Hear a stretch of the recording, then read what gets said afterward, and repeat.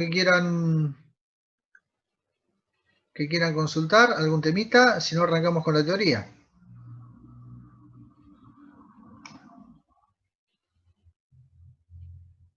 ¿Me escuchan bien? Sí, se escucha bien. Sí, profe.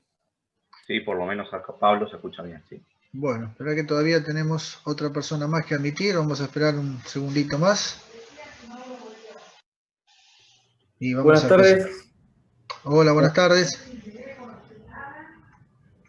Bueno, ya que estamos, profe, quisiera hacerle Sí. una consulta con un, no sé si llamarlo un detallecito, pero algo que no nos terminó de quedar claro ni a mí ni a mi comisión respecto a la guía de cálculo del práctico 4 de la viga. No sé si lo tiene a mano, porque yo se lo puedo relatar acá, pero si lo ¿El llega práctico vos te referís al ejemplo o a la guía? a la guía, digamos. ¿A qué? ¿A las cargas, Francisco?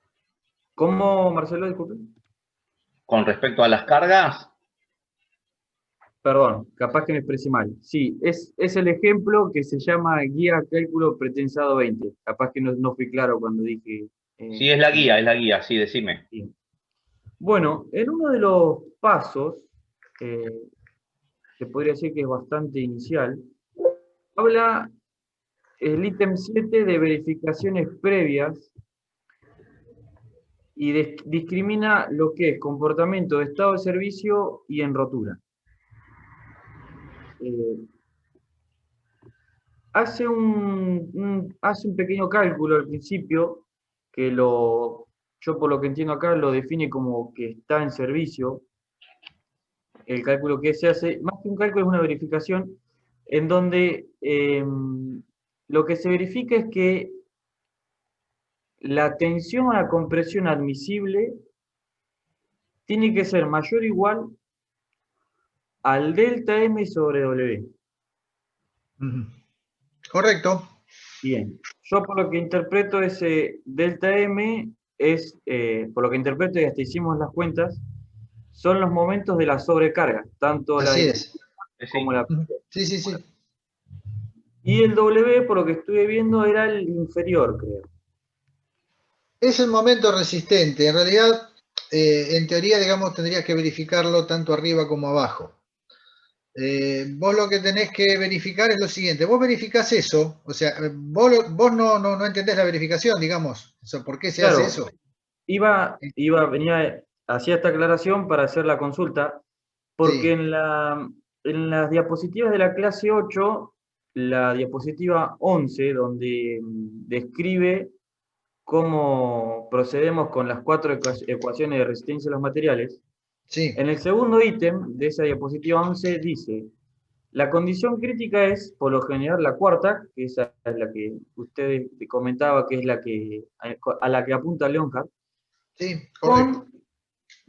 con sigma B igual a 0 para cargas totales. Y ahí entra nuestra duda de si esa verificación la teníamos que hacer considerando el momento solamente sobrecarga. Mira, me parece, yo no estoy seguro ahora, pero me parece que por ahí tenés un error en eso. Me parece que la que manda no es esa, sino la otra, que es bueno, puede ser esa, sí, y si no, la otra que manda es la tensión admisible del hormigón bajo cargas mínimas. Pero la idea es otra, la idea de esto es otra, no está tan relacionado con eso.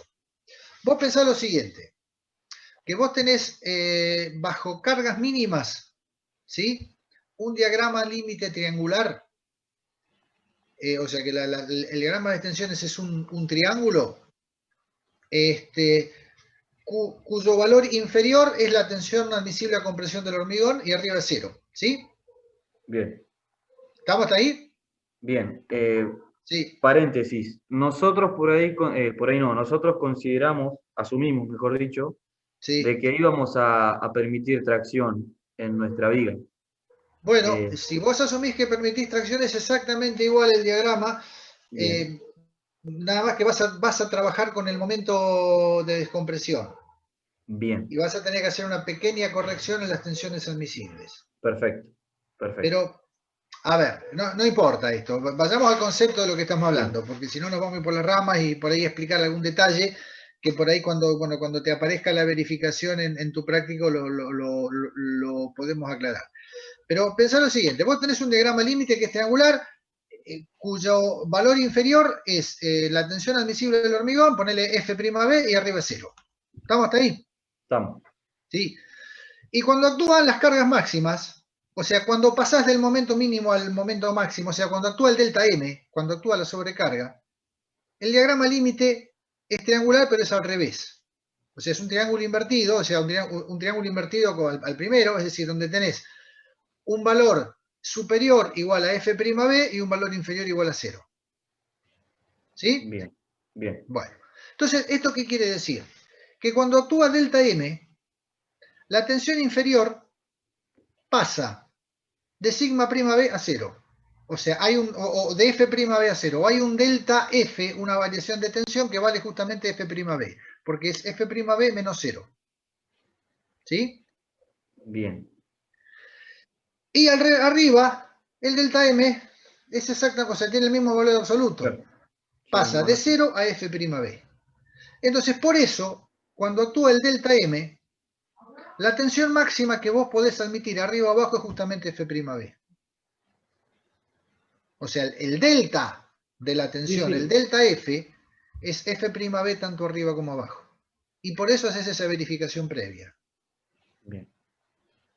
Una verificación previa, o sea que la haces con los diagramas límites. Normalmente te va a dar más comprometida posiblemente cuando trabajes en la sección inferior, con el W inferior, pero bueno, las verificás arriba y abajo. En general, en general, ¿qué es lo que pasa? Las secciones T suelen estar más exigidas abajo que arriba, entonces es muy probable que ese diagrama límite vos lo tengas cuando, digamos, trabajando en la fibra inferior. Pero, digamos, te quedás mientras verifiques los dos, no hay ningún tipo de problema. Bien. Es una verificación previa. Vos con eso sabés que estás encaminado. Si eso te da, normalmente el diseño de pretensado debería darte, porque en general es hasta, te diría que un poco menos exigente. Perfecto. ¿Quedó clara la idea? Sí, para definirlo, ahí no tengo en cuenta el momento generado por el peso propio. No, en ese caso no, para eso no. Para eso Perfecto, no. perfecto. Pero es una verificación previa, nada más. Bien. Bueno, puntualmente era esa la duda. Bien. Así que bueno, llegado el caso, cuando avancemos con eso, volveremos a consultar. Gracias. Dale. Bueno, Profe, chicos, yo si tengo no una hay... consulta. Sí, dale. A nosotros el rendimiento nos dio 0.373. ¿Es correcto ese valor? Porque Está sí tenía bastante entendido bien. que nos tenía que dar cercanos a 4. Sí, se te dio 0.37, 0.37 te dio. 0.373, sí. Sí, está bien. Inclusive, pensá que esa sección, que digamos es una sección en T compuesta por dos rectángulos, por ahí no es tan eficiente. Hay secciones que son más eficientes que esa, en el sentido de que, digamos, si estrechás el alma y la ensanchás abajo para que entren los cables, ese tipo de sección suele ser más eficiente. Está bien 0.37, sí, es un valor lógico. Está entre 0.30, Claro, no sé, porque por ahí 0.37, 0.38 y 0.42 son valores más o menos potables. Claro, porque por ahí nosotros pensábamos en agrandar la sección, pero por ahí por temas constructivos a mí me pareció que estaba bien dejarlo así y aumentar la resistencia del hormigón, que nos quedó un H40. Mirá, Bueno, yo lo llegamos que a te ese diría, rendimiento. es que hagas las verificaciones previas de las que estuvimos hablando recién. Si esas verificaciones previas te Sí, dan, me dio bien. normalmente, entonces debería darte sin problema. No creo que tengas problema. Con eso estaría Bien, y bien. otra O sea, consulta el valor más. de rendimiento, o sea, yo con ese valor de rendimiento de 0.37 me da la impresión de que está bien. Y si le erraste por muy poquito. O sea, si vos me dijiste que te dio, si vos me dirías que te dio 0.20, te digo, no, está mal, hay un error. Y si te dio 0.60, también hay un error.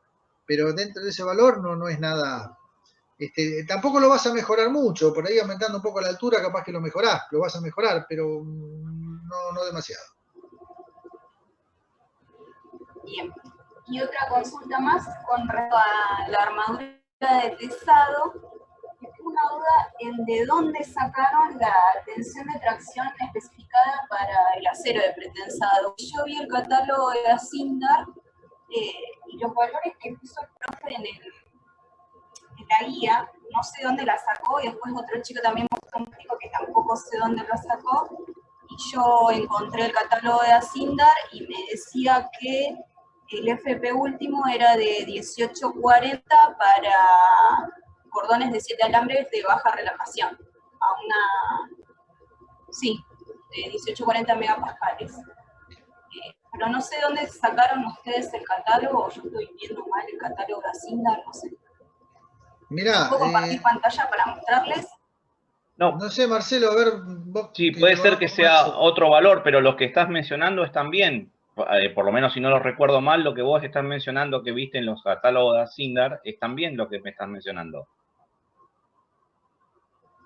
Ah, listo. O sea, tomamos entonces 1840 como FP último. Y es el valor que tenés indicado, sí, sí. Si no recuerdo mal, está bien, pero si no, después, si querés, mandámelo por mail y lo chequeamos, pero creo que está bien lo que me estás diciendo, ¿sí? Fíjate bien, porque yo recuerdo... Sí. No, Escucho yo escucho muy cortado, Pablo, no sé.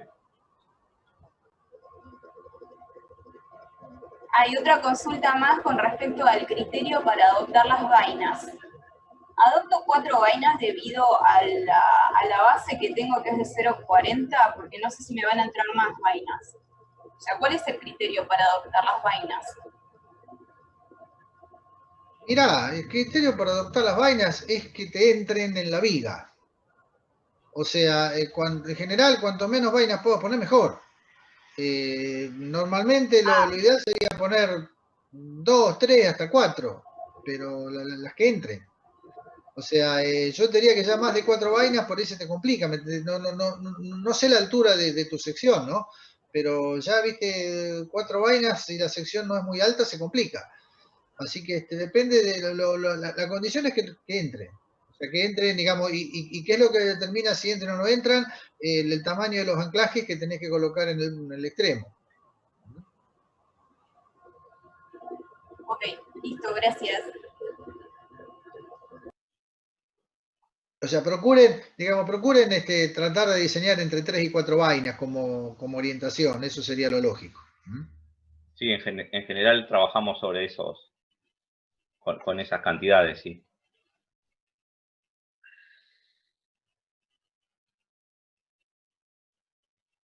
Bueno, ¿alguna pregunta más, chicos? Sí. A nosotros nos dio un rendimiento, por lo que estaba escuchando, bajo, 0,25. Debe haber algún problema, ¿no? Entonces... Posiblemente. No te lo sabría asegurar porque a lo mejor justo te tocó la sección más petiza, más bajita y capaz que tiene menos rendimiento, pero la verdad sin ver los números no te lo puedo decir, pero sí, sería lógico que lo revises un poco, sí. Bien, gracias. Pablo, nosotros teníamos una consulta en cuanto a las verificaciones de las tensiones. Sí. Capaz que sería más fácil por ahí compartiendo pantalla, no sé si... A ver, espera, te tengo que designar como administrador para ver cómo hacemos con esto. Yo por ahí como no lo hago muy seguido, espera.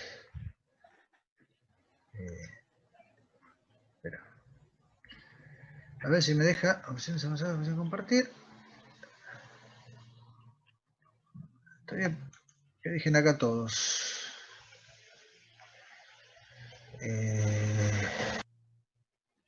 A ver si me deja. Fíjate a ver si podés compartir ahí. Bueno.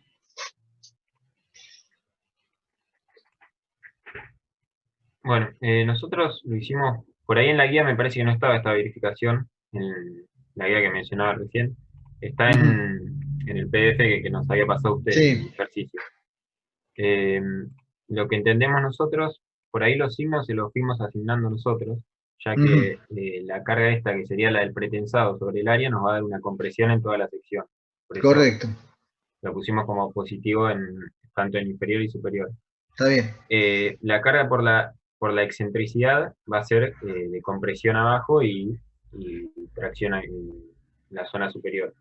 Sí. Bueno, después por el peso propio vamos a tener tracción abajo y compresión arriba. Acá hacemos la suma de estas tres. Sí, está bien. Y bueno, lo mismo para el caso de la sobrecarga. Nuestra duda era esta, porque pensamos que por ahí en el tramo inferior se tenía que acercar un valor de 0. Sí, ahí hay algo raro. MG. Sí. Acá en realidad, bueno, no. Cuando vos estás en este caso, tendrías. Está bien, 4.000, no está bien. Acá tenés un valor. Sí, acá hay algo que no está bien acá. Ah, Estamos trabajando en kilonewton metro cuadrado. Sí, está bien, pero no, acá hay algunas verificaciones que no están bien, porque vos fíjate que acá estás bajo cargas mínimas en la fibra inferior, tendrías que tener un valor bastante mayor. Tendrías que tener un valor bastante mayor. Remanente para que cuando entre la. Fíjate, es un error de cuenta en primer lugar, ¿no? Pero este valor acá, bajo cargas mínimas, tendría que estar próximo a 0. Ajá, está bien. Este de acá de Próximo a 0 4.000. tendría que darte, de todos modos, bueno, son kilonewton sobre metro cuadrado, hasta kilonewton sobre metro cuadrado. Una idea medio rara, pero si son kilos por centímetro cuadrado, estarías a ver, esto en kilogramos son 100 kilos.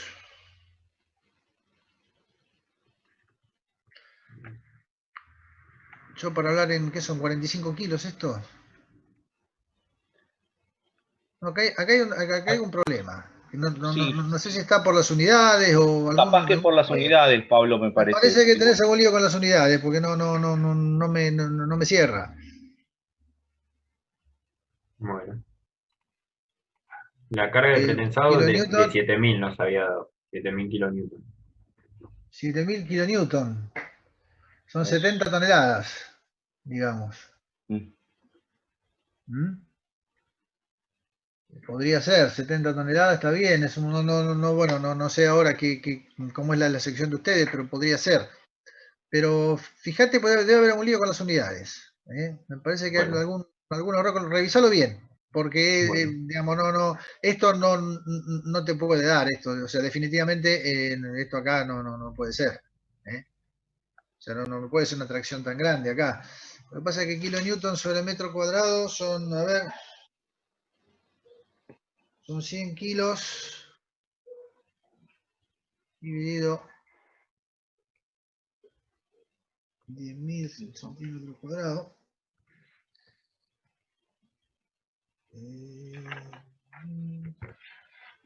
Sobre 100.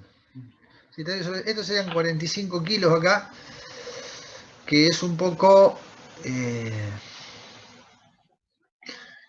Acá no tendría que estar en 45, tendría que estar en el orden de los, no sé, 160, 180 kilos.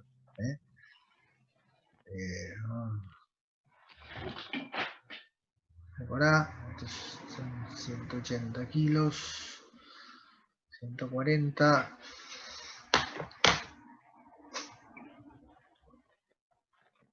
Ya está bien que tenés un momento de peso propio grande, ¿no? Pero porque es bastante. El peso W, o sea, no, son bastante similares estos dos. Así que, ¿qué altura tiene la sección? 1,60 m. 1,60 m.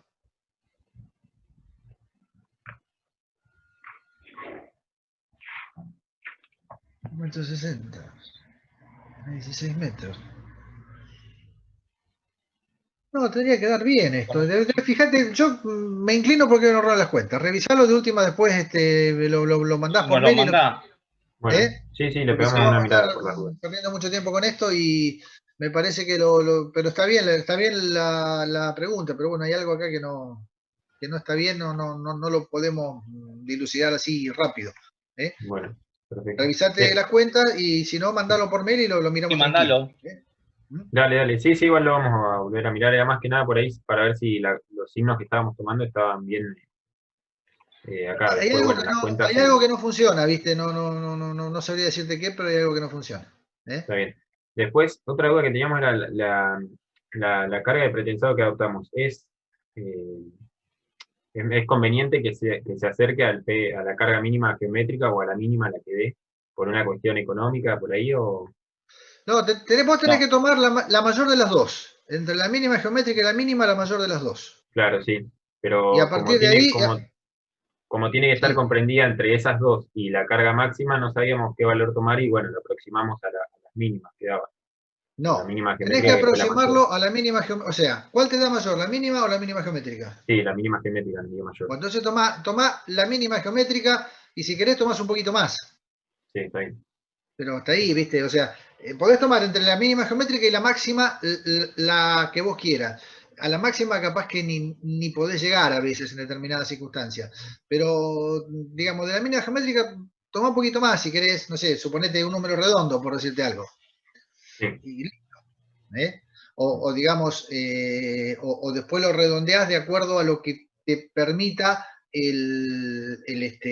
después lo vas a terminar redondeando igual de acuerdo al torón que vos puedes armar, ¿no? A la vaina, a los cables que vos vas a meter en la vaina y cuánto soporta cada cable. O sea, después terminás redondeando, terminás ajustando. ¿Eh? Pero digamos, si querés de la mínima geométrica, te vas un cachito más arriba redondeando y listo, ya estás tranquilo.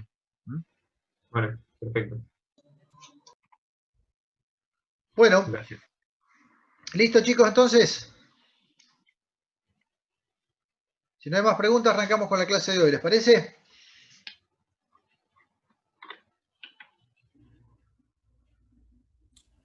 Bueno.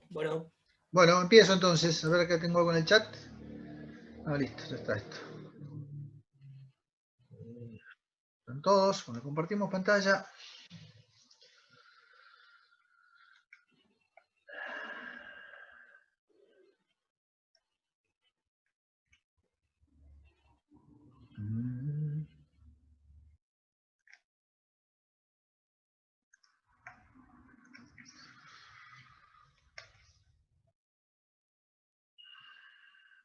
Bueno chicos, empezamos a grabar la clase entonces.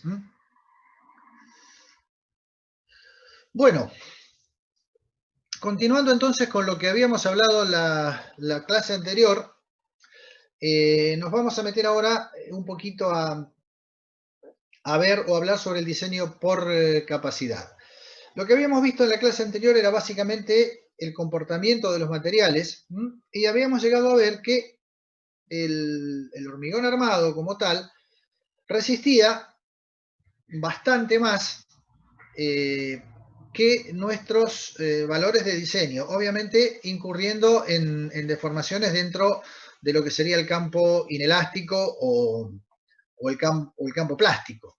O sea, hemos visto que el hormigón, digamos, debido a factores que tenían que ver con la mayor resistencia real del acero respecto a la que garantiza el fabricante, que además, debido también al efecto de confinamiento de los estribos dentro de la masa de hormigón, y debido también a que una vez que se llega al escalón de fluencia, el acero deforma y después entra en una fase de endurecimiento donde todavía resiste un poco más, digamos que el colapso de la pieza se produce a un valor de solicitación bastante mayor que el que nosotros estamos diseñando, o que el que nosotros usamos para diseñar. Obviamente, a costo de deformaciones plásticas muy grandes. Pero bueno, esto es útil para el diseño sísmico en la medida que lo que nosotros buscamos en el diseño sísmico, e insisto, esto es cuando trabajamos con sismos grandes, con el máximo sismo de diseño, buscamos disipar energía mediante deformaciones inelásticas, o deformaciones plásticas, como quieran llamarlas. Obviamente la estructura, después de un sacudón de esa naturaleza, seguramente necesitará demolición o una reparación importante, si se puede, pero lo que nos vamos a garantizar, o lo que buscamos, es evitar el colapso. Buscamos evitar que nuestro edificio se caiga, con la gran pérdida de vidas que eso puede implicar, conjuntamente con una importante también pérdida digamos, pérdida económica. Bien, entonces, el diseño por capacidad se origina en Nueva Zelanda, lo cual no es casual porque es una zona donde realmente los terremotos son muy frecuentes, y terremotos intensos, muy destructivos, han ocurrido, digamos, con relativa frecuencia. Y digamos que entonces lo que buscamos, insisto, es que nuestra estructura pueda, ante un sismo grande, incurrir en deformaciones dentro del campo plástico, dentro del campo inelástico, y que eso sirva para disipar energía por medio de lo que sería la energía de deformación, admitiendo deformaciones importantes. Para eso, ¿qué tenemos que hacer? En principio tenemos que definir las zonas donde nosotros queremos que se formen las rótulas plásticas. Es decir, acá nosotros lo que vamos a diseñar son los lugares donde esas deformaciones inelásticas grandes se van a producir. El resto de la estructura la vamos a diseñar para que se mantenga dentro del rango elástico. Entonces, ¿qué es lo que vamos a hacer? Estas rótulas plásticas, evidentemente, digamos, nosotros las vamos a diseñar con un cierto momento, con un cierto esfuerzo de diseño, pero vamos a ver que evidentemente van a aguantar más, justamente por este tema de la sobreresistencia del cual hablamos antes. Pero, ¿qué es lo que queremos nosotros? Nosotros queremos que esas rótulas plásticas se produzcan en los lugares que nosotros designamos, porque sabemos que en las vigas, y particularmente las vigas, porque sabemos que en las vigas vamos a tener deformaciones por flexión, son deformaciones en general de tipo dúctil, y lo que vamos a buscar es que la estructura tenga posibilidades de deformarse. Mientras que en los elementos frágiles, en las columnas o en las zonas que trabajan al corte, no solamente en las columnas, que son elementos que no disipan también la energía, o que no son aptos para disipar energía, entonces ahí sí vamos a buscar que esos elementos permanezcan dentro del rango elástico. Y ese es todo el secreto del diseño por capacidad. Es decir, ¿qué vamos a hacer en resumidas cuentas? Vamos a, en alguna medida, sobredimensionar los elementos frágiles, los elementos que produzcan alguna rotura frágil, para asegurar justamente que se mantengan dentro del campo elástico. Una forma, digamos, que puede ser útil para comprender esto es la que sería o se llama la analogía de la cadena dúctil, donde tenemos una cadena compuesta por varios eslabones, de los cuales uno es dúctil y el resto son todos frágiles. Y vamos a suponer que esa cadena está sometida a una cierta atracción dada por un sismo en este caso. O sea que la fuerza última, PU, es igual a una solicitación P sub E, es por earthquake en inglés, o sea, la solicitación sísmica. Nosotros vamos a diseñar este eslabón, porque vamos a intentar que se rompa por parte del eslabón dúctil, de forma tal que su resistencia sea mayor que esta fuerza P sub E sobre el coeficiente phi de minoración de la resistencia. Ahora bien, esta es la fuerza o la fuerza para la cual nosotros los vamos a diseñar. Pero en realidad, nosotros sabemos que la fuerza a la que realmente va a romper va a ser mayor. Y va a ser mayor igual que este lambda cero, que es el factor o la sobreresistencia que puede tener nuestra cadena, el acero en este caso, por esta fuerza de diseño sub I. Y esto va a ser igual a un coeficiente de sobreresistencia phi sub 0 por la fuerza del sismo, que este phi sub 0 no es más que este lambda 0 sobre este coeficiente phi de minoración. No sé si se entendió. Si no se entendió, díganmelo hasta acá. Pero bueno, esto es lo que va a resistir nuestro eslabón dúctil. Entonces, ¿qué tengo que hacer? Los eslabones frágiles los tengo que diseñar para una carga mayor que esta, phi sub 0 por P sub B. Y un poquito esto se entiende acá. Este sería un diagrama tensión-deformación para el eslabón frágil. Está dentro del rango elástico hasta que cuando se alcanza un cierto valor se rompe. Este es el eslabón dúctil. La fuerza de diseño está dada aquí, donde arranca el escalón de fluencia. Esta es la fuerza de diseño, pero en realidad se rompe mucho después. A partir de acá, de la fluencia, arranca la deformación plástica y se rompe a este valor P sub 0 que está por acá. La gracia de todo esto, ¿cuál es? Que nosotros diseñemos nuestros eslabones frágiles por encima de este valor de P sub 0, para garantizar que se rompa por acá, por el eslabón dúctil. Porque si no, ¿qué es lo que va a pasar? Si los eslabones frágiles soportan menos, este eslabón dúctil no se va a romper, se va a romper antes algún eslabón frágil. O sea, por más que se alcance la resistencia de diseño, este P sub I, la cadena se va a romper antes que el eslabón dúctil alcance este P sub 0 final que está acá. Entonces, digamos que no vamos a poder aprovechar toda la deformación o toda la energía, toda la deformación plástica que nos suministra el eslabón dúctil. No sé si se entendió la idea, pero ese es el concepto. Si no se entendió, volvemos a repetirlo o a repasarlo.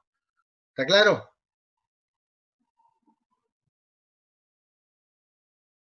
Sí, alguno que hable, que me diga que está claro, si no... Yo no lo entendí, profe, realmente. O sea, entiendo el concepto de que se quiere que se rompa el eslabón dúctil y que nosotros dimensionamos con una carga superior al P0, que es donde ser el eslabón dúctil. Está bien. Pero ¿por qué razón queremos que se rompa el dúctil y no el frágil? Porque... bueno. Porque nosotros lo que queremos en el sismo es que toda nuestra estructura se comporte, o sea, tenga ductilidad.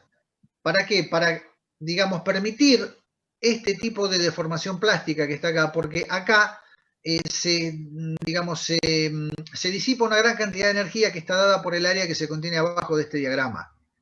Bien. O sea, eso me ayuda a disipar la energía sísmica. Fíjate que esto acá, el área que está contenida aquí abajo, de lo que resiste el eslabón frágil es muy poca. El eslabón frágil casi no disipa energía, mientras que el eslabón dúctil disipa muchísima energía. Entonces, esa es la idea. Esa es la idea del asunto. Y por eso se diseña de esa forma. Está bien, perfecto. ¿Sí? Bien. Bueno, entonces, ¿qué es lo que tenemos que hacer? Todo está muy lindo, pero hemos hablado de que tenemos que ubicar nosotros las rótulas plásticas donde nosotros queremos que se produzcan. Entonces, lo que tenemos que hacer es elegir un mecanismo de colapso. O sea, digamos, ¿qué vamos a hacer? Vamos a articular nuestros pórticos, que son por ahí pórticos, obviamente, que no son articulados, sino que son todos pórticos con continuidad en las zonas entre vigas y columnas. Los vamos a articular de forma tal de provocar, o sea, digamos, diseñar una estructura que se caiga, digamos, ¿no? Y digamos, buscando esas rótulas o diseñando esas rótulas como rótulas plásticas. O sea que tenemos que buscarlo, entonces, en los lugares donde la estructura se nos pueda deformar, tenga capacidad para deformarse, evitando deformaciones inelásticas por corte, o donde haya problemas de adherencia, y en general todos los elementos donde tengamos roturas frágiles. O sea que, acá está clarito, las rótulas plásticas potenciales deberán ubicarse en vigas y columnas, eventualmente pueden ubicarse en columnas, pero que posibiliten la formación de un mecanismo de colapso cinemáticamente admisible con el sistema estructural que tenemos. Bien, digamos que después, bueno, una limitación es que las ductilidades o las deformaciones asociadas a estas rótulas plásticas estén dentro de ciertos valores admisibles que nos da la norma, no nos vamos a meter mucho con esto, pero digamos que por ahí para aclarar algunos conceptos, acá tenemos algunos mecanismos de colapso que se pueden plantear para un edificio o para una estructura porticada de un edificio. Este que está acá es por ahí no sé si el mejor, pero el que uno debería procurar poder diseñar. O sea, columnas enteras, fíjense que las columnas no están articuladas salvo en la base, porque si las dejamos empotradas en la base no va a ser un mecanismo de colapso, o sea, tenemos que permitir el colapso teórico del edificio. Y lo que hacemos es articular los extremos de las vigas. En cada extremo de viga tenemos una rótula plástica. Este es un mecanismo que es compatible y que es en realidad el que por ahí más convendría buscar siempre que se pueda, digamos, ¿no? Bien, este es otro mecanismo posible, donde ya aparecen articulaciones en algunas columnas, además de las vigas.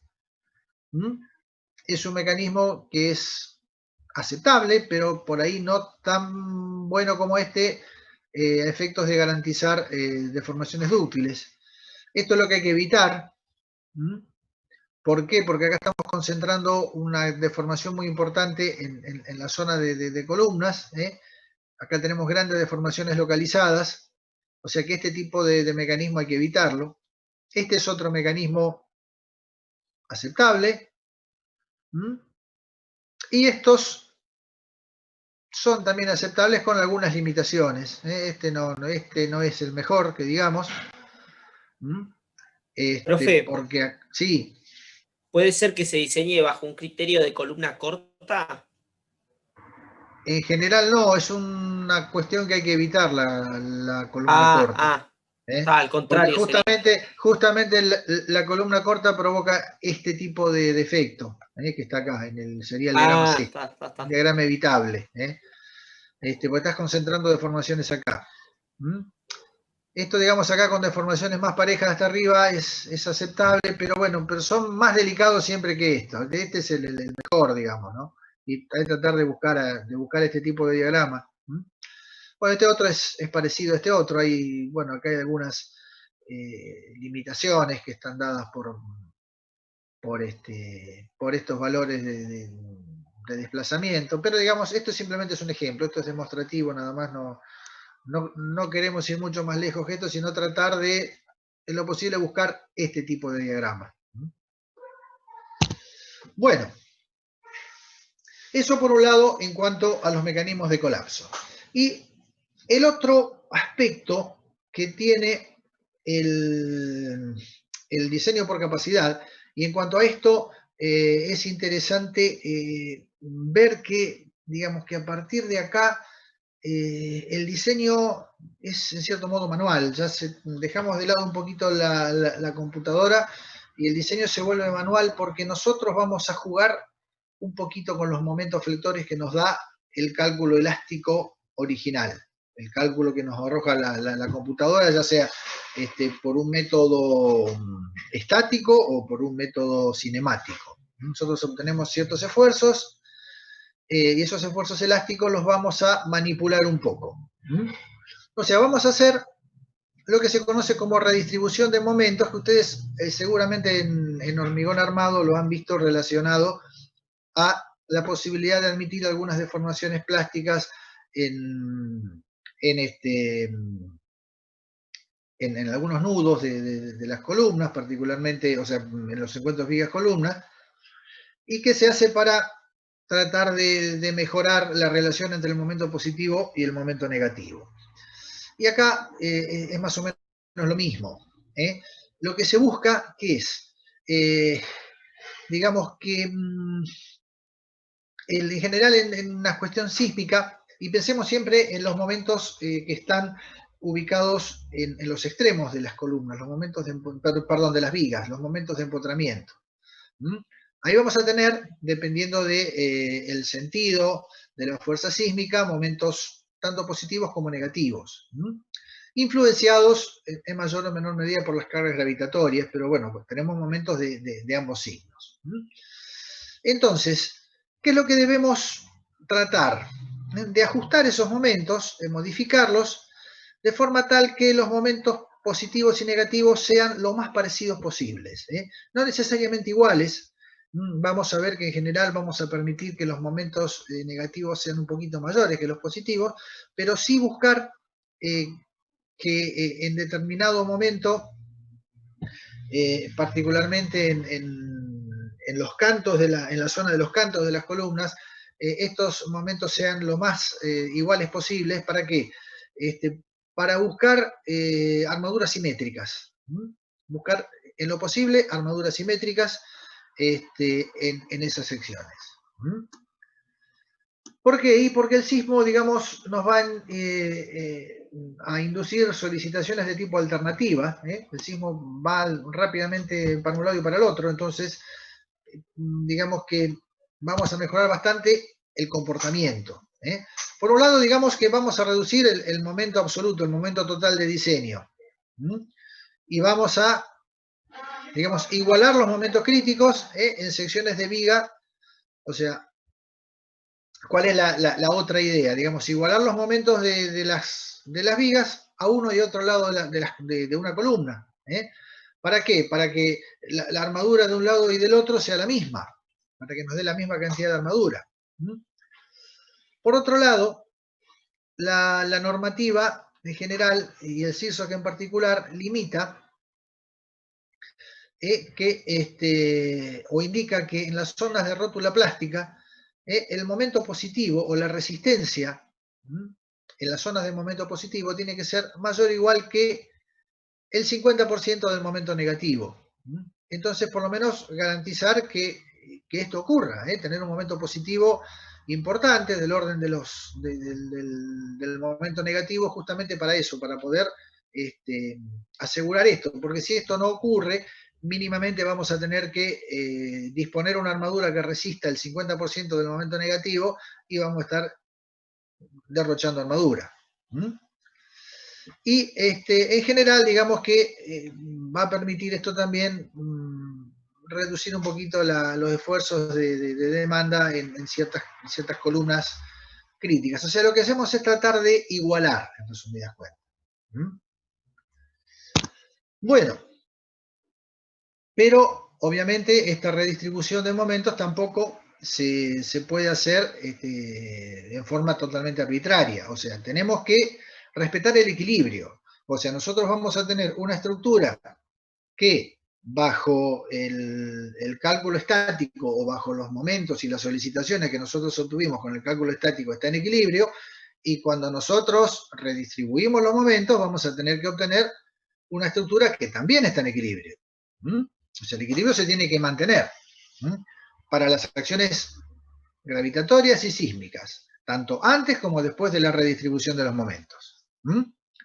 Por otro lado, tampoco podemos exagerar en el sentido de que esto está limitado a que los momentos de diseño no se deben, o sea, o los momentos, digamos, que se han obtenido mediante el cálculo elástico no deben reducirse por debajo del 70% de los valores que se obtuvieron. O sea, estamos limitados a una variación de un 30%, más o en menos, dependiendo de dónde nosotros, o dependiendo de la redistribución que nosotros estamos haciendo. Pero el valor límite que podemos ajustar es un 30% en más o en menos del valor de momento obtenido por cálculo elástico. Y además, otra condición dada por norma también es que el momento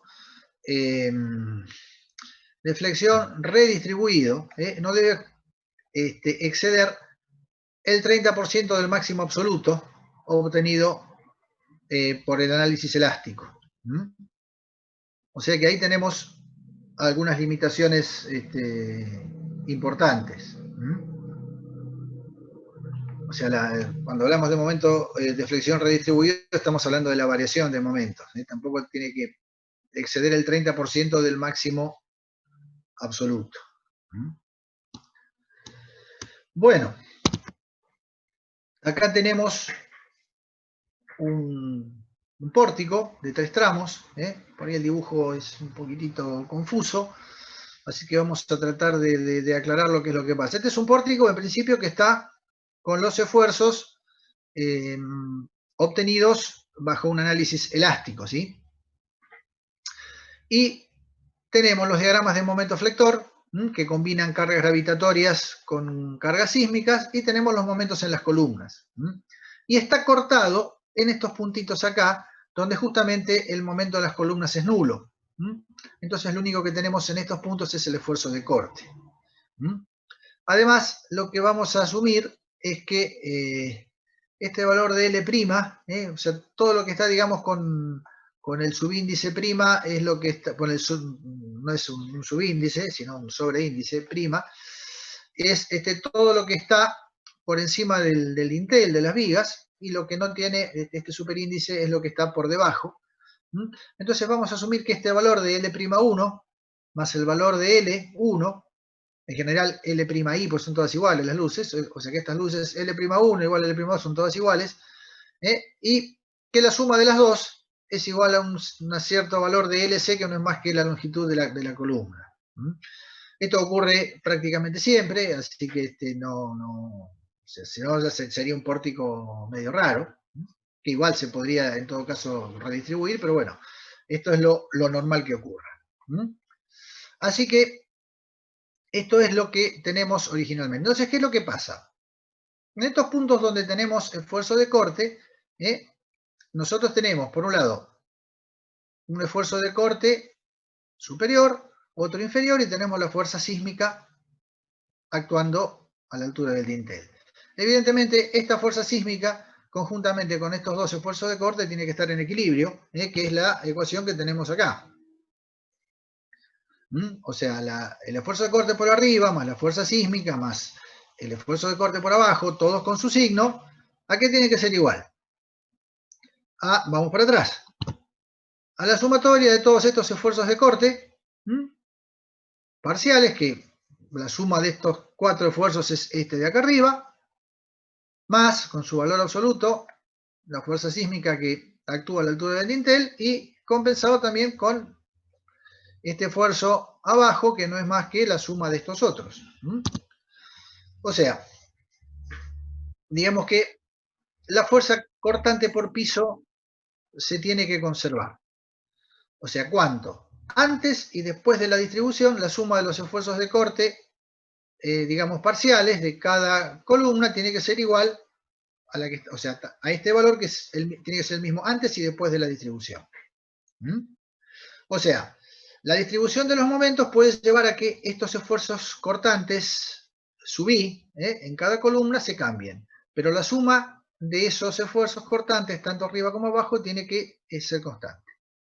Y lo mismo va a pasar con los momentos. O sea, exactamente, digamos que esos esfuerzos de corte aplicados en cada columna individual aportan al nudo de la viga un momento tal que vale B'(I), el corte por arriba, por L'(I) más B'(I) por LI, la luz por abajo.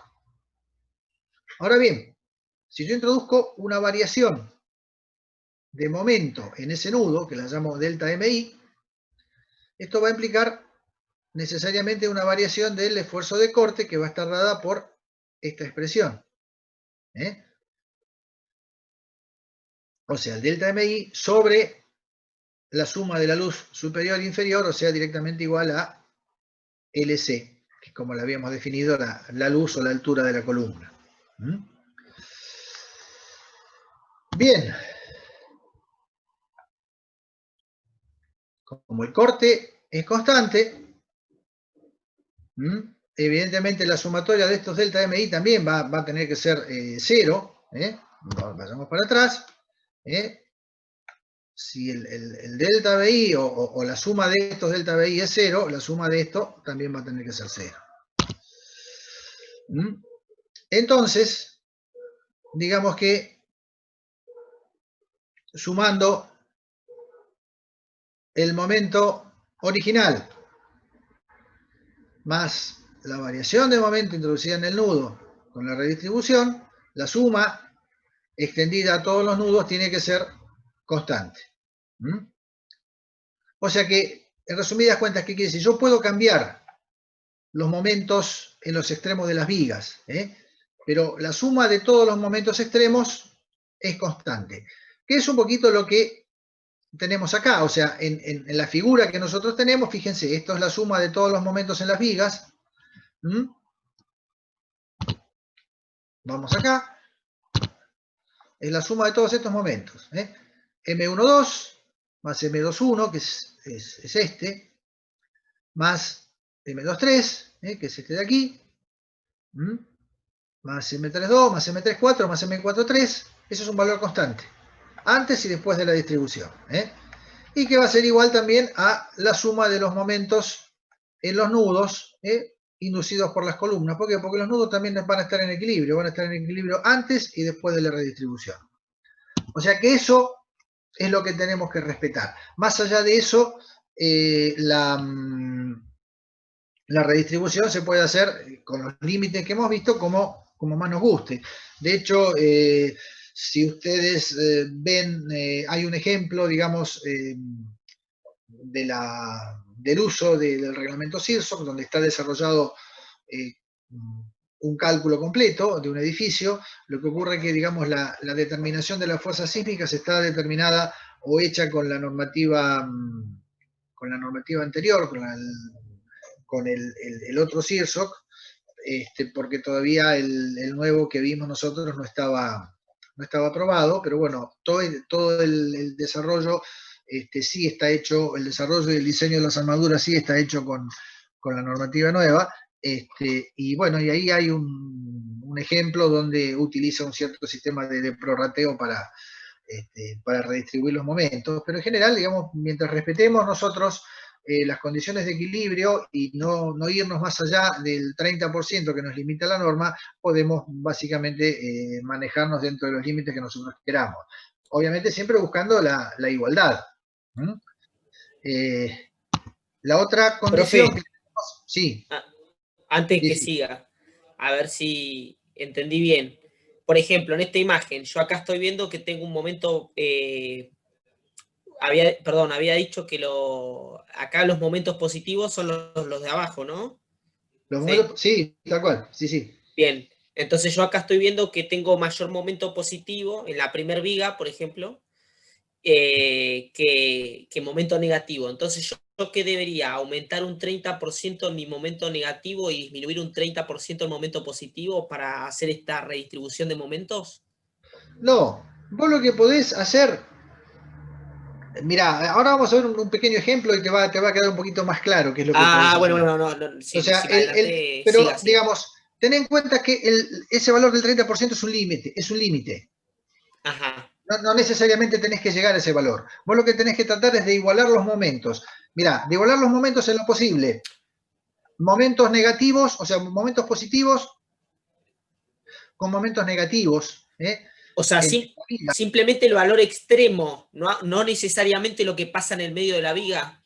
Lo que pasa en el medio de la viga es que vos tenés que respetar esto que está acá, que es la parábola de la carga gravitatoria. O sea, este valor que está acá, MF12, que vale Q por L cuadrado sobre 8, no puede valer otra cosa, lo que vos colgás de la línea que, digamos que, de una línea que tirás entre los dos momentos, momentos, digamos, tanto los momentos antes de la redistribución como después, tiene que ser la misma parábola, que es la parábola, en este caso, que te define la carga gravitatoria, ¿sí? O sea, este MF12, MF23 y MF34 no se pueden cambiar. Bien. ¿Está claro? Sí, sí. Después, esto vos lo vas a modificar ¿para qué? Para tratar de que este valor que tenés por acá sea parecido o igual a este. Bien. Para tratar de que este valor que está acá sea igual a este, o casi igual a este. En resumidas cuentas, ¿para qué? Para poner la misma armadura arriba y abajo. Y para poner la misma armadura a uno y otro lado de las... O sea, Sí, sí, buscar una que, simetría. exactamente, buscar simetría. Pensá que esto es para el sismo, digamos, accionando en este caso de izquierda a derecha, pero después lo tenés de derecha a izquierda, así que todos estos momentos se invierten de signo. Pues acá ahora tenés positivo, pero con el sismo para el otro lado va a tener momento negativo. Entonces vos lo que tenés que buscar es que, aparte particularmente a uno y otro lado de la viga, los momentos sean lo más parecidos posible.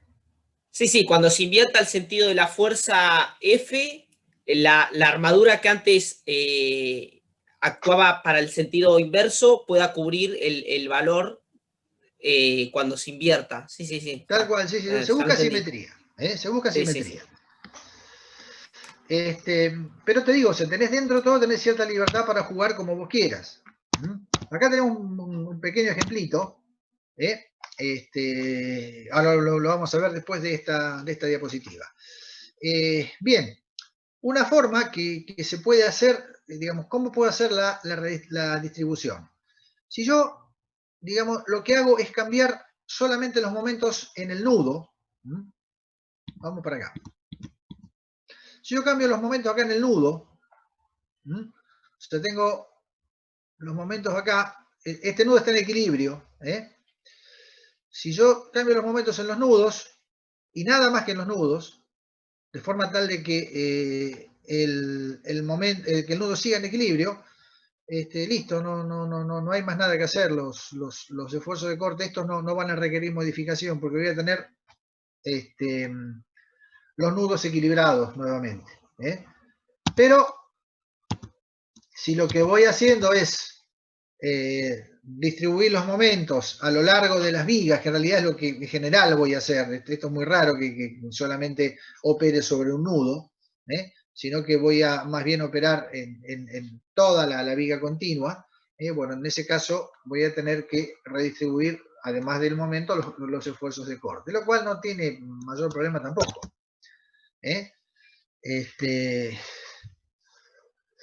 Lo que sí, digamos, también ocurre es que independientemente de cómo yo redistribuya, como les contaba, esto que está explicado acá, la parábola de la viga simplemente apoyada se tiene que mantener, y digamos que esa redistribución de los momentos en los extremos de las vigas también me va a dar cambios en las reacciones verticales de las vigas, no solamente los cortes horizontales de las columnas, y por lo tanto también voy a tener alguna modificación en los esfuerzos normales que tengo en las columnas por debajo de la viga donde estoy distribuyendo. Bueno, esto que hablamos era el 30%, ya esto lo hemos hablado, y acá tenemos un ejemplito. En este ejemplo, esto es lo que sale del cálculo elástico, digamos, donde tenemos, fíjense, estos valores 46, 40, acá tenemos un valor de 16, este es el momento positivo, este es el máximo negativo, o sea, tenemos bastante diferencia. De cualquier manera, la suma de todos estos momentos, 25 más 33 más 16, la suma total de los momentos da 180. Esto es antes de la redistribución. Una posibilidad era, digamos, distribuir estos 180 y tomar, tenemos 6 nudos, tomar 30, 180 dividido 6, tomar 30, dar un valor de 30 tonelómetros en todos los casos. Lo que pasa que, digamos que la variación de 46 menos 30, creo que estábamos en un valor que superábamos el 30% de este momento máximo, entonces no nos cerraba por ese lado. ¿Qué fue lo que se hizo acá? Fue decir, bueno, le damos a todos los momentos negativos 33 y a todos los positivos 27. De forma tal que la suma nos sigue dando 180. Y bueno, a partir de ahí se calculan o se recalculan los esfuerzos de corte, y se cuelgan las parábolas de los esfuerzos o de los, digamos, debido a lo que sería el momento de viga simplemente apoyada debido a la carga permanente. Acá tenemos, entonces bueno, conseguimos una distribución mucho más pareja, y además de una distribución mucho más pareja, es, digamos, razonable o lógico permitir momentos flectores un poquito más, o sea, tener momentos negativos un poco mayores que los positivos, porque arriba, en la zona superior, además de la armadura de viga, tenemos la armadura de losa, y la armadura de losa también colabora. Entonces, vamos a tener que generar un poco más de armadura arriba que abajo, justamente por la armadura de la losa. O sea que esta distribución es lógica, permitir ese tipo de distribución. Y una cosa que la norma en general pide también es que la igualdad de los momentos se dé en lo posible, no en el centro de las columnas, sino en las caras de las columnas, que es donde nosotros diseñamos. La sección de diseño o de la rótula plástica está en la cara de la columna. Pero el equilibrio, la condición de equilibrio sí la tenemos que respetar a eje de las columnas, porque es como nosotros calculamos la estructura y cómo verificamos efectivamente el equilibrio. O sea, el equilibrio se da de esta manera, con los momentos y los cortes calculados a ejes de columna. Es un poquito lo que está explicado acá. Esta es cómo se calcula, mediante esta formulita, la variación del esfuerzo de corte. O sea, partiendo del esfuerzo de corte inicial, dividiendo el delta M sobre la longitud de las columnas, directamente obtenemos las variaciones que tenemos que colocar a uno y otro lado de las columnas, los esfuerzos de corte en las columnas. Y bueno, digamos que un poquitito esta idea es que los momentos negativos pueden ser mayores que los positivos, porque la armadura de losa también contribuye a la resistencia del momento negativo. Y con esto terminamos la parte de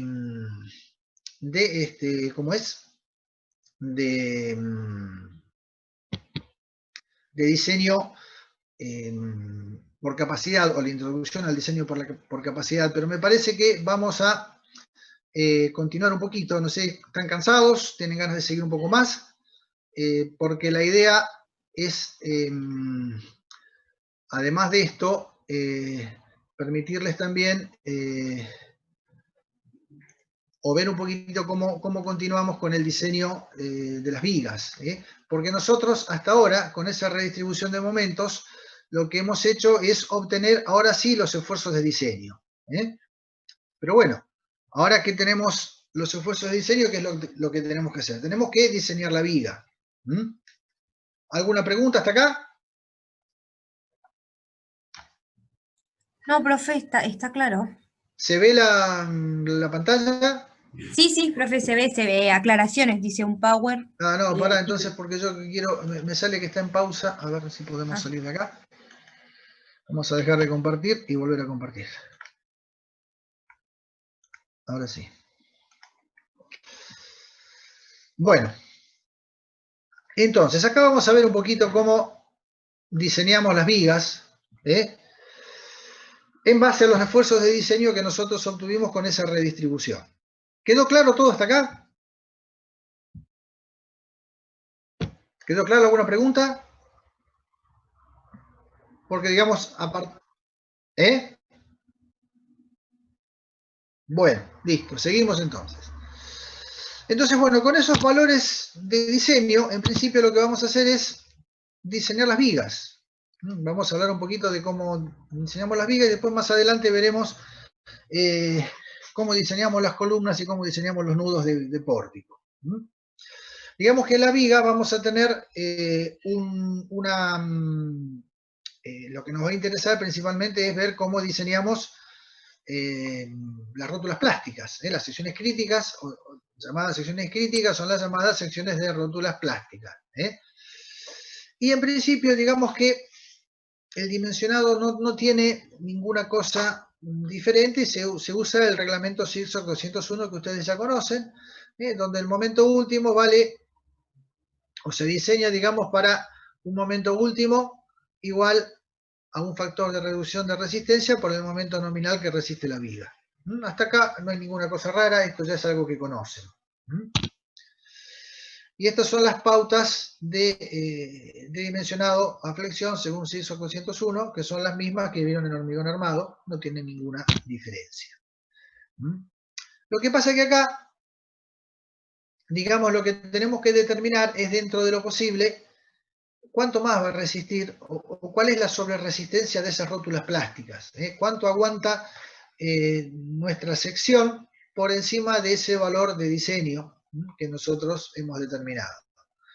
Y que, como hemos visto, depende de la variación en la tensión digamos, de la variación entre la tensión de fluencia real del acero y aquella que está especificada por el fabricante. También y también, digamos, todo el proceso de endurecimiento cuando incurrimos en deformaciones plásticas. Y lo que no vamos a considerar en este caso es la contribución del hormigón por confinamiento. En el caso de las rótulas plásticas no la vamos a considerar, a pesar de que algún efecto favorable puede llegar a tener, pero digamos que en la alternancia de esfuerzo sísmico el hormigón se termina fragmentando mucho, entonces por allí no es razonable o es incierto, digamos, en todo caso considerarlo. Bueno, la sobreresistencia flexional, o el valor, el momento de sobreresistencia que puede dar una viga, es igual a un cierto valor lambda 0 que, por el momento nominal, y este lambda 0 no es más que el valor de sobreresistencia que tiene el acero. Acá el hormigón está totalmente despreciado y este es el valor que se considera como el sobreresistencia del acero por los factores de mayor tensión de fluencia y por el factor de endurecimiento. Es la capacidad resistente del acero cuando nos metemos en el caso de en el rango de las deformaciones plásticas o inelásticas. Bueno, también se puede calcular cuando tenemos más de una viga concurriendo a un nudo, un factor de sobreresistencia dada por la sumatoria de los momentos que concurren a un determinado nudo, un momento sobrerresistente, o sea, esta es la capacidad realmente de la viga en sobreresistencia, o sea, lambda 0 por el momento nominal, sobre el momento o la solicitación sísmica. Esta es la solicitación sísmica, solamente sísmica, no gravitatoria.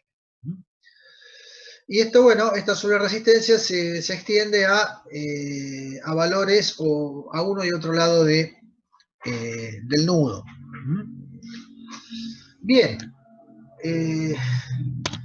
este valor, digamos, si lambda 0 vale 1,40 y el factor de disminución de resistencia 0,90, este valor de sobreresistencia debería valer 1,56. 1,4 sobre 0,9.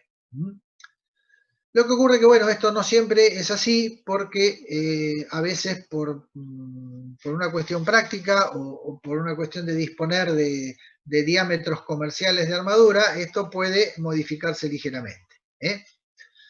De cualquier manera, bueno, esto está limitado a un valor de 1,56. O sea que si nuestro valor de sobreresistencia nos diera más que 1,56, lo debemos dejar en 1,56.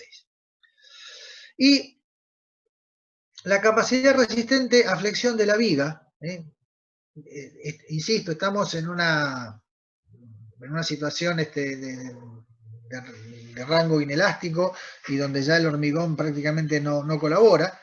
O sea, este valor phi por el momento nominal vale phi por la armadura, por la tensión de fluencia y por el brazo de palanca que tenemos entre la armadura inferior o superior. Esta es la capacidad a flexión, sin sobreresistencia, trasladada por este brazo de palanca, que no es más que la distancia, digamos, entre la armadura inferior y la armadura superior, en resumidas cuentas. D es la distancia desde la fibra superior a la armadura, al centro de gravedad de la armadura inferior, y D' es el recubrimiento de la armadura superior. Así que esto no es más que la distancia entre armadura inferior y superior. O sea, este es el valor, entonces, de la resistencia flexional de la viga, la que después multiplicaremos por el valor phi en todo caso, por este valor phi sub 0b, o sea, por el factor de sobreresistencia de la viga. Entonces, ¿qué es lo que hacemos? En primer lugar, vamos a obtener las demandas de flexión en las vigas a partir de las distintas combinaciones de carga. Particularmente nos interesan estas que son las que tienen sismo. Estas son las que tienen sismo. Donde, bueno, acá, este puntito acá faltó el coeficiente de participación de la sobrecarga. Así que bueno. Y bueno, utilizando, después en todo caso lo corregimos, utilizando un factor, o sea, diseñamos con este factor de resistencia igual a 0,9. O sea, diseñamos las vigas, en resumidas cuentas, con los valores que hemos obtenido partiendo de nuestra redistribución de momentos, con los diferentes estados de carga. Eso es para flexión. Ahora, para corte, para las vigas al corte y para las columnas que tenemos aquí al lado a flexo-compresión, ya las vamos a diseñar partiendo no de estos valores de aquí, sino de la sobreresistencia de las vigas. En este caso no vamos a tomar una reducción de la resistencia, sino que este valor de phi lo vamos a hacer igual a 1, pero lo que vamos a hacer básicamente es considerar la sobreresistencia de las vigas, o sea, sería este M0 prácticamente va a ser 1,4 del momento de diseño, y con esos valores diseñamos vigas al corte y columnas a flexo-compresión. En este caso, esto sería lo que hacemos para este tipo de mecanismo de colapso, columna fuerte, viga débil, donde ponemos las rótulas en los extremos de las vigas. O sea, estas rótulas las diseñamos con el esfuerzo de diseño que sacamos de nuestra redistribución de momento. Pero la armadura de corte de las mismas vigas y la armadura de las columnas las hacemos considerando la sobreresistencia de la viga. ¿Se entendió la idea? ¿Quedó claro? Sí, profe. Por lo menos bien. yo, sí. Y si tuviéramos un mecanismo como este, la cosa es parecida. Vamos a obtener las demandas. Acá lo que vamos a diseñar la flexión son las columnas, con las combinaciones que ya vimos, con el factor de reducción de resistencia que corresponde, según el tipo de columna. Y digamos que las columnas las diseñamos así a flexión. Pero después el corte de las columnas y la flexión y corte en las vigas que tenemos arriba se van a hacer, o las vamos a poder hacer a partir de o considerando la sobreresistencia del resto de los elementos estructurales. O sea, en resumidas cuentas, ¿cuál es el procedimiento? Muy resumido, donde tenemos rótulas, o donde nosotros elegimos que van las rótulas, diseñamos con los efectos que obtenemos del cálculo a los cuales afectamos de una redistribución. Y los demás, todo lo demás, lo diseñamos con los momentos mayorados por la sobreresistencia. Eso es lo que hacemos. Bueno, y hasta ahí la armadura de flexión. Ahora, lo que nos queda acá es ver qué pasa con la armadura de corte o con la armadura transversal. Porque la armadura transversal acá tiene dos funciones, no solamente resistir el esfuerzo de corte. O sea, una es resistir el esfuerzo de corte. Pero con la otra aseguramos o garantizamos el confinamiento y también lo que evitamos es el pandeo de la armadura longitudinal. No se olviden que nuestra armadura longitudinal está sometida alternativamente a esfuerzos de tracción y de compresión, porque el momento oscila entre el momento positivo y el momento negativo en forma permanente durante el sismo, en forma muy rápida. O sea que en determinados momentos del ciclo la armadura va a estar comprimida, y por lo tanto tenemos que evitar el pandeo. Bueno, eso, ¿para qué lo hacemos? Y justamente para, digamos, que se mantenga esa respuesta histerética o ese ciclo de histéresis que vimos en la clase pasada, cuando el acero o el acero y también el hormigón armado incurren en esos ciclos de deformaciones plásticas. Lo que tenemos que garantizar es que cuando se dan esos ciclos de histéresis, donde tenemos alternativamente tracción y compresión, cuando se da, digamos, una compresión, la armadura no pandee, y además el hormigón se desprende, o sea que lo único que va a evitar el pandeo de esas barras longitudinales son los estribos, no hay otra cosa. Bien, se considera que la capacidad resistente de una rama de estribo para servir de apoyo lateral a una barra longitudinal comprimida, o sea, evitar el pandeo, tiene que ser mayor que 1/16 del esfuerzo necesario para que la barra o conjunto de barras que se quiere restringir entre en fluencia. Y con una separación igual a 6 veces el diámetro de la barra longitudinal. Esto es más difícil decirlo que expresarlo en una fórmula que está expresado acá. O sea, esta es la sección de la armadura que yo quiero contener por su tensión de influencia y por su separación, dividido 16, porque es esta resistencia dividida 16 veces. Esta es la tensión de influencia del estribo, que en general es igual a esta otra, y la separación de los estribos, que es 6 veces el diámetro de las barras. Y esta es el área de la rama de estribo que yo tengo que tener. Digamos que acá en la figura siguiente están expresadas los resultados de esta ecuación cuando la separación S es igual a estos 6 veces el diámetro de la barra, y cuando las tensiones de fluencia de las barras longitudinales y de los estribos son iguales, que suele ocurrir siempre. Es lo que está escrito acá, estos son los resultados, esto es una cuestión normativa simplemente, pero bueno, es lo que tenemos que garantizar para evitar el pandeo de las barras. Es importante este valor de 75, porque cuando yo tengo la distancia mayor que 75, separada, digamos, la distancia que separa a las capas de barras mayor que 75 milímetros o 7,5 centímetros, entonces considero una sola capa de barras en cuanto al área. Sería, por ejemplo, como en este caso. Fíjense que el área del estribo acá, aplicando esa ecuación, es el área de la barra sobre 16, y acá, como tengo doble capa de barra, es el área de la barra sobre 8. No tiene mayor explicación que esta. Y lo que sí es importante es que esos estribos, o digamos, ese área de estribos también la puedo tener en cuenta para resistencia al corte. O sea, no es que tengo que superponer estos requisitos de evitar pandeo más los requisitos que me requiere el diseño del corte, sino que digamos, es válido considerar esta armadura como resistente al corte, sin agregar otra cosa.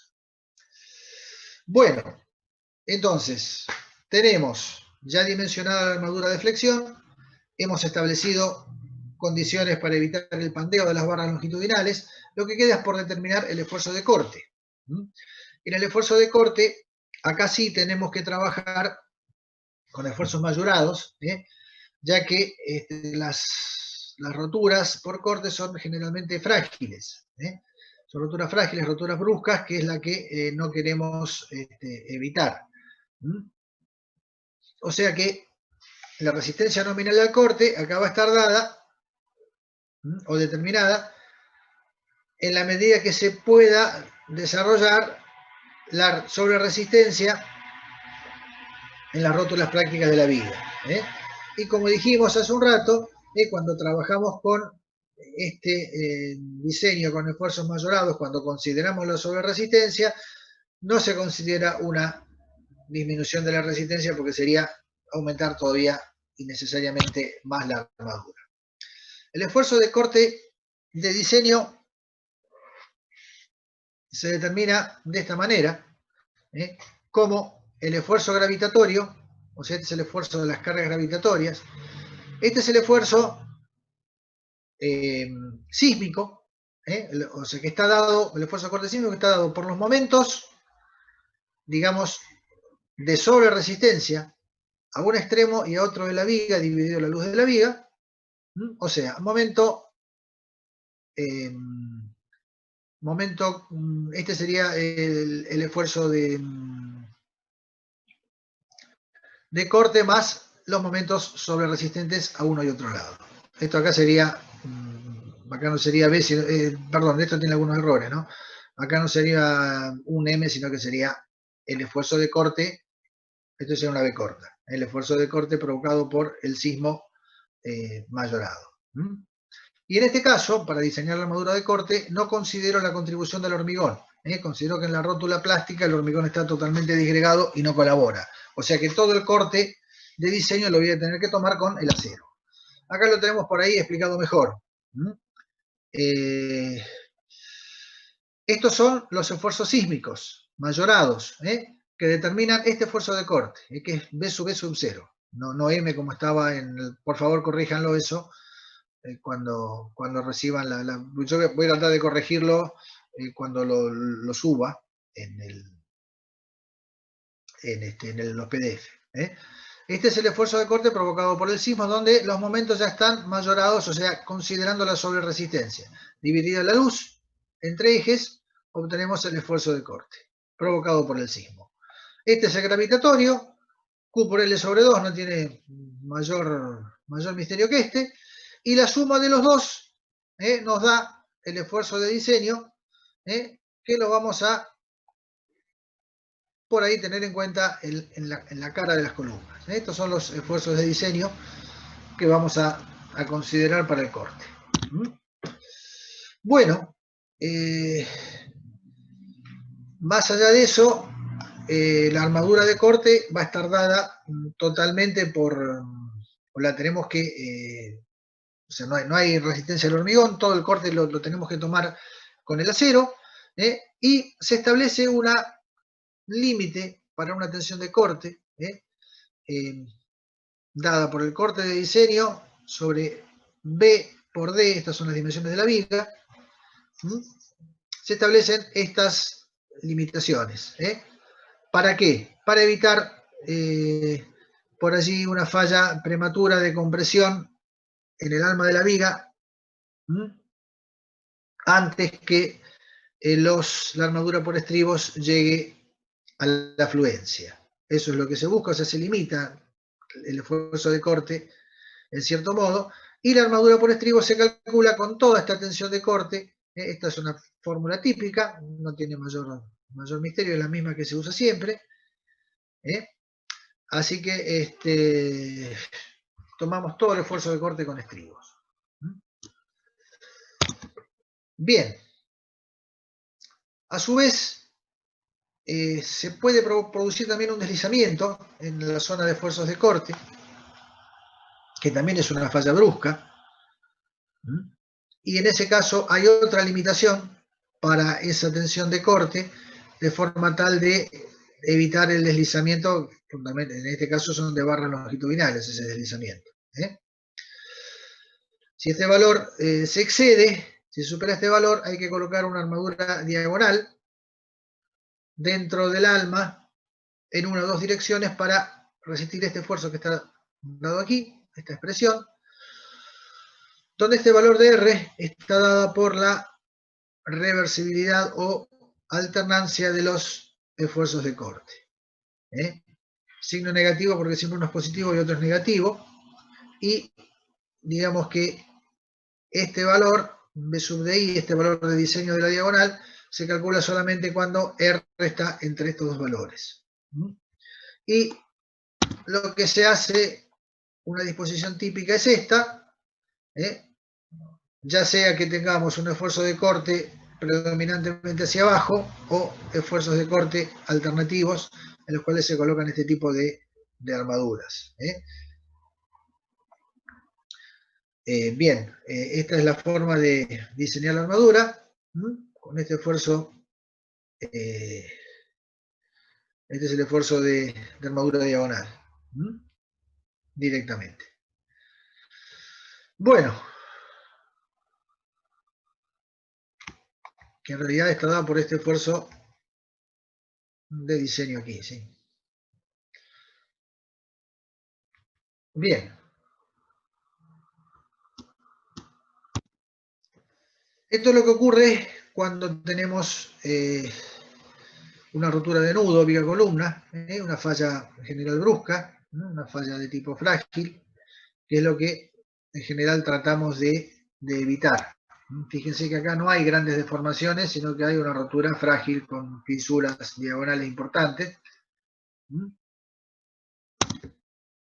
Y para terminar, hemos hablado de las rótulas plásticas, pero bueno, hemos dicho dónde están, pero no hemos determinado su longitud.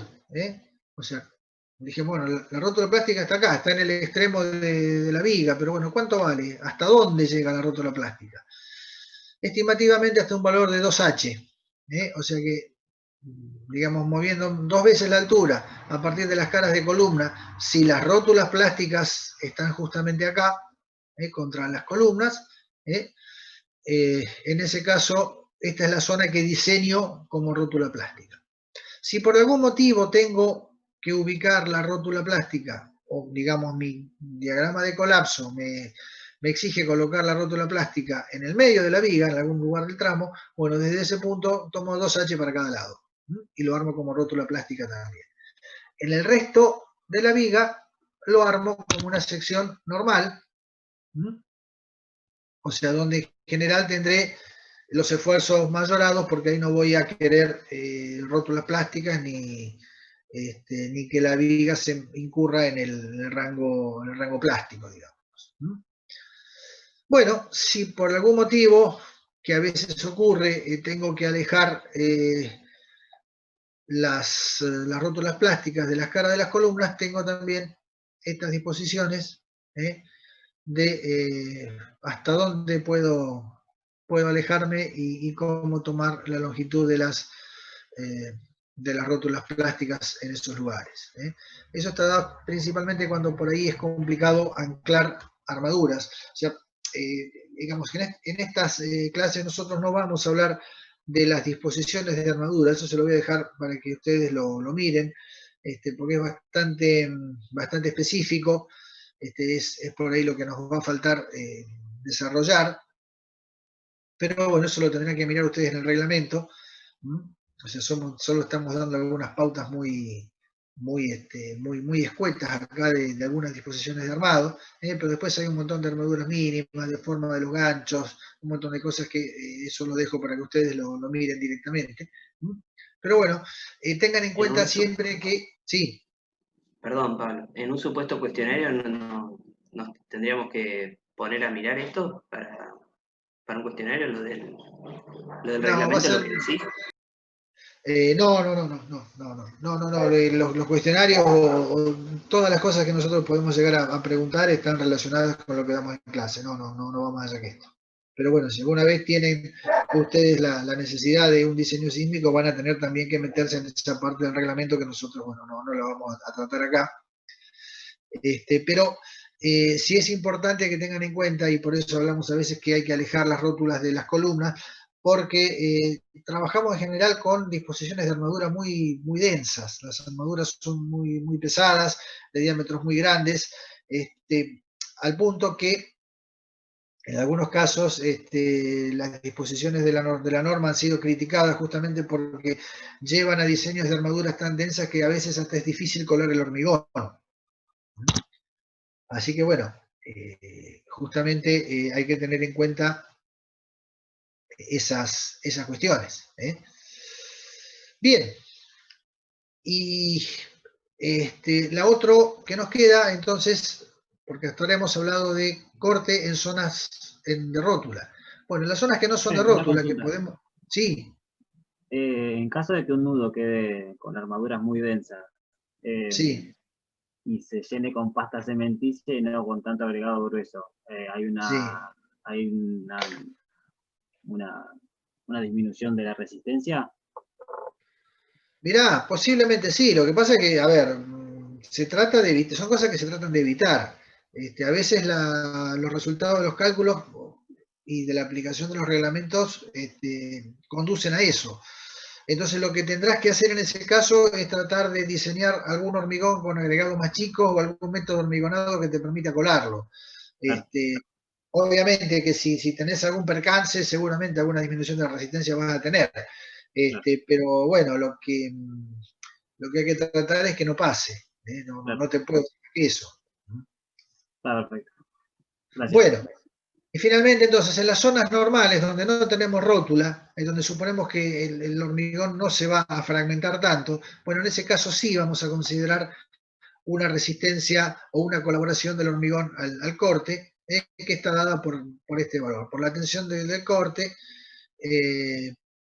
por D y por el ancho del alma W.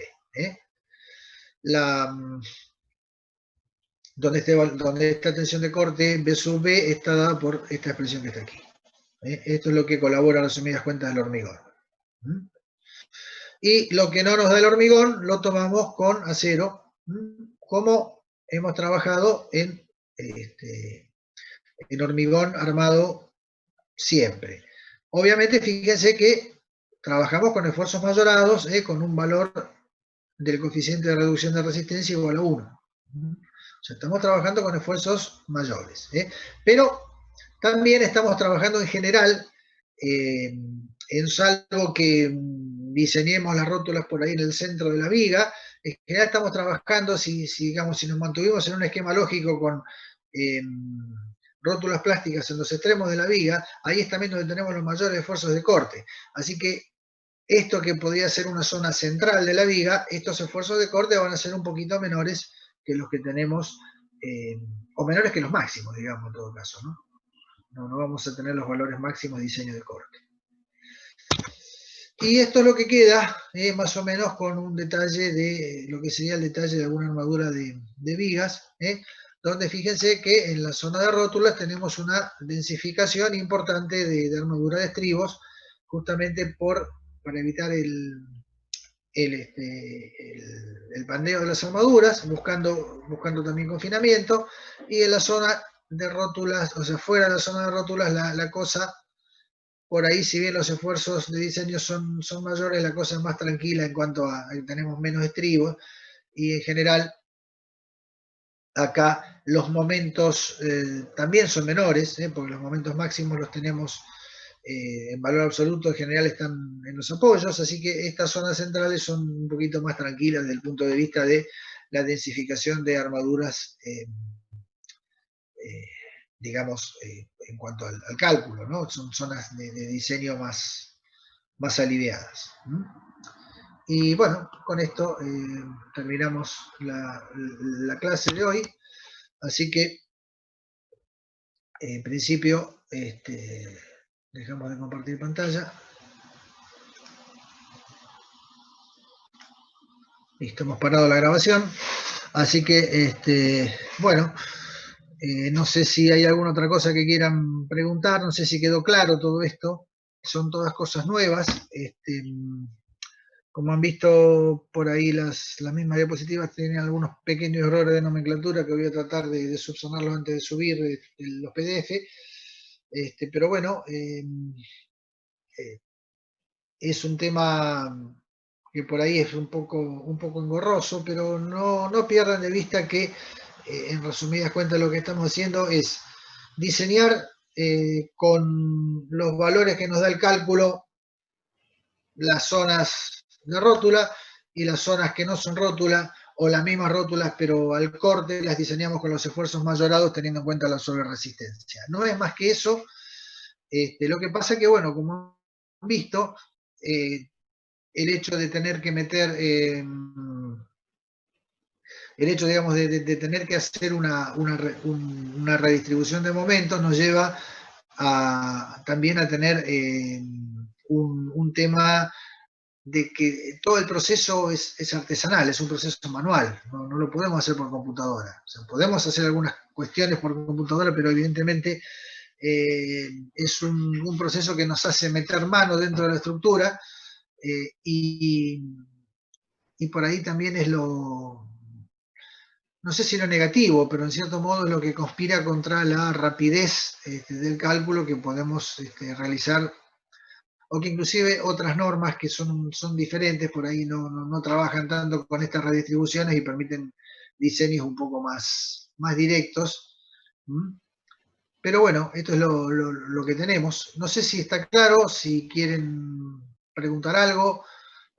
Si no, bueno, nos queda, digamos ya para terminar, la clase de columnas y la clase de nudo de pórtico, como para más sobre lo mismo, o sea, es más de lo mismo en el sentido de que las pautas de diseño son las mismas, pero bueno, vamos a ver algunas particularidades que tienen estos elementos, como para que las puedan identificar.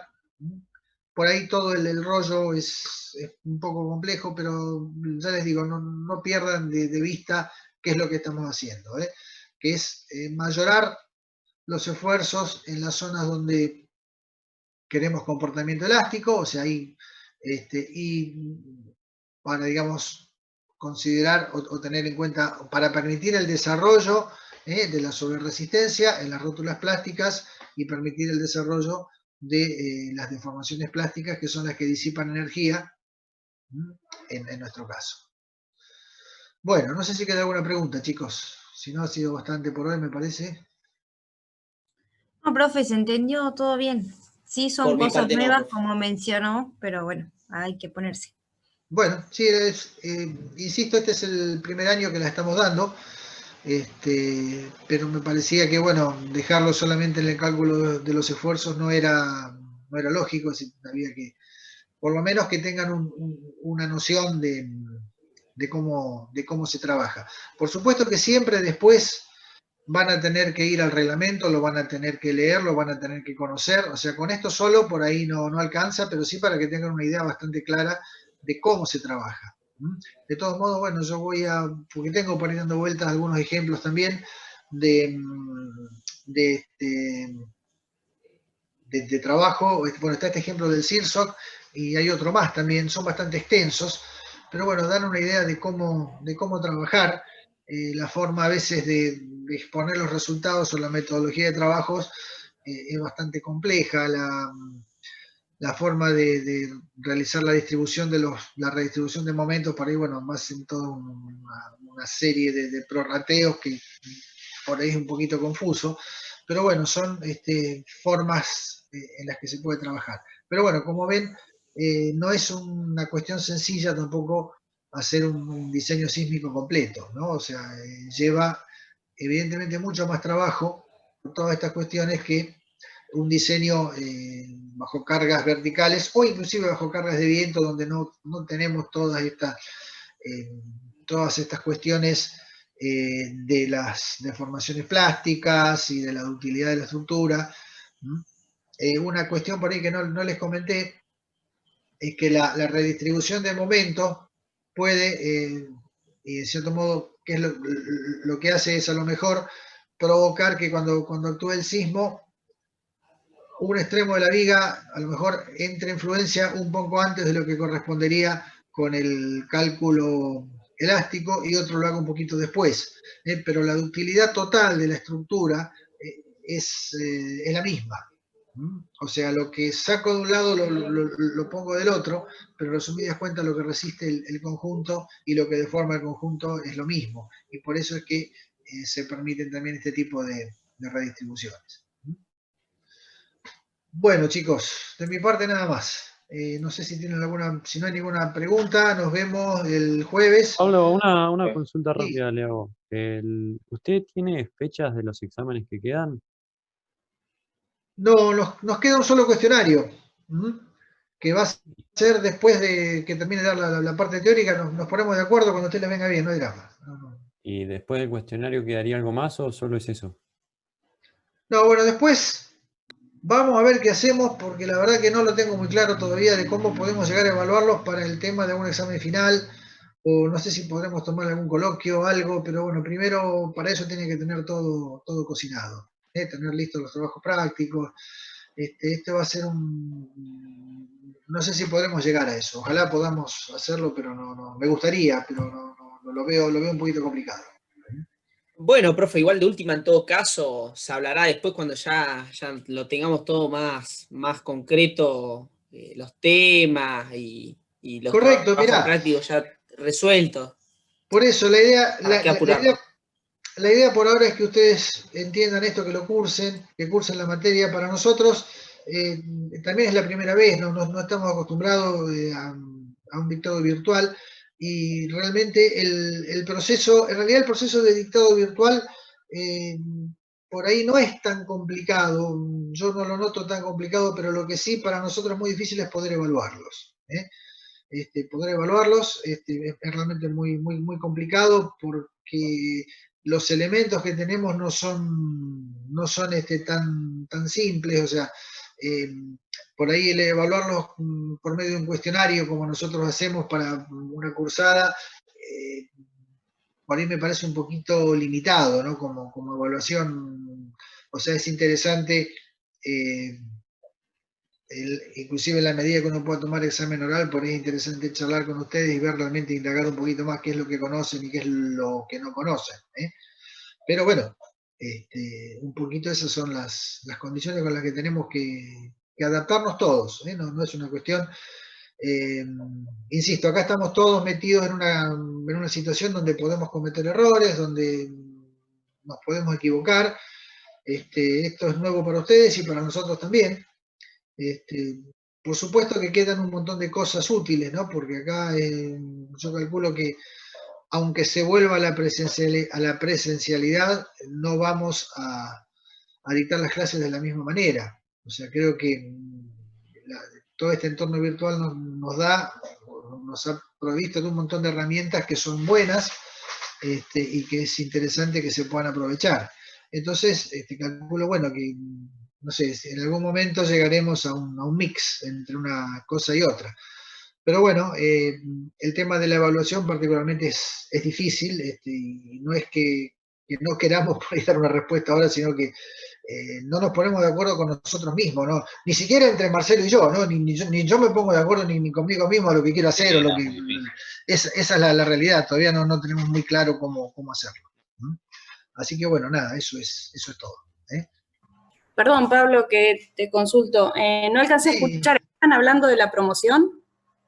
Mirá, en realidad todavía no lo hemos determinado eso. Por ahora lo que nos queda es un cuestionario, y con ese cuestionario, y bueno, veremos los resultados de todo, después veremos si hay que recuperar o no, porque calculo que este último cuestionario estuvo bastante flojo, así que posiblemente haya que recuperar, la mayoría de ustedes tengan que recuperar algo, pero la idea es, por lo pronto, establecer una pauta de cursado. Claro, en realidad mi consulta es porque yo la materia ya la tengo cursada, y la estaba recursando justamente para promocionarla, y bueno, en mi caso en particular, como vengo aprobando los cuestionarios, los trabajos prácticos, sería como que todo esto... Sí, te entiendo. Bueno, mirá, lo que pasa es que esto nos tomó a todos mal, ¿viste? No sé, por supuesto que cada caso particular uno puede llegar a verlo, ¿no? Pero